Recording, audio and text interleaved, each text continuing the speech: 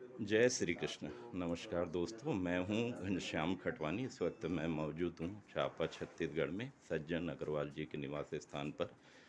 विश्व विख्यात परम पूज्य पंडित विजय शंकर जी मेहता यहां पर पधारे हुए हैं। आइए उनसे जानते हैं जीवन प्रबंधन के बारे में।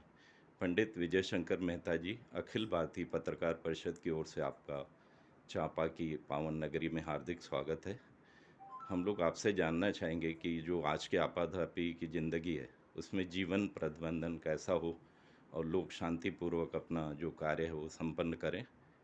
इसके बारे में आपके विचार। आपाधापी तो हमेशा से रही है, जी।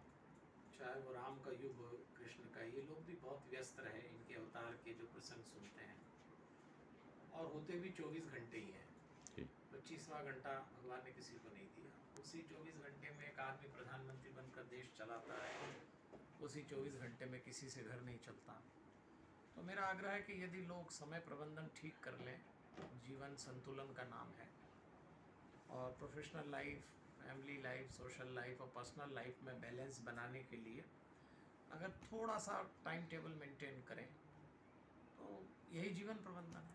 तो मेरा ऐसा आग्रह रहता है कि आप कोई भी काम कर रहे हो तो सुबह सूर्योदय के साथ उठ जाएं, रात को समय पे सो जाएं, तो बॉडी क्लॉक जो है वो नेचर से कनेक्ट हो जाती जी।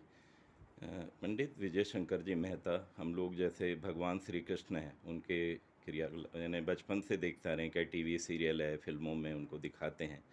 तो उनको अपने जीवन में कैसे अपनाएं, और जो हमारे श्रद्धेय हनुमान जी हैं, उनके भी जो कार्य उन्होंने जो किए हैं, उसको भी हम लोग अपने जीवन में कैसे अपनाएं, उनके बारे में आपके विचार भगवान श्री कृष्ण और हनुमान जी के बारे में बताइए। है। श्री कृष्ण जी को जानना हो जी। तो 3 साहित्य हैं। एक भागवत, जिसकी पुराण की कथा में अभी आदरणीय सज्जन जी, आदरणीय किरण अग्रवाल जी के निवास स्थान पर कर रहा हूँ।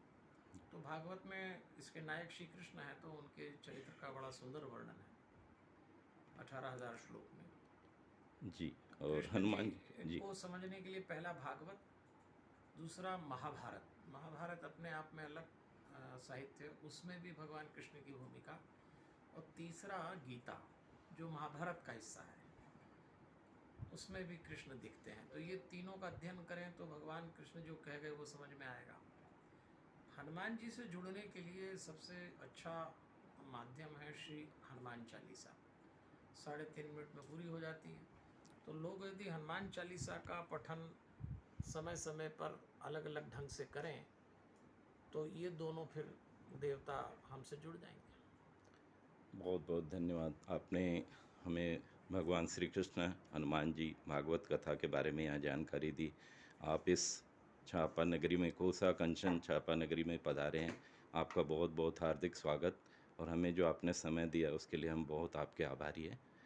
धन्यवाद।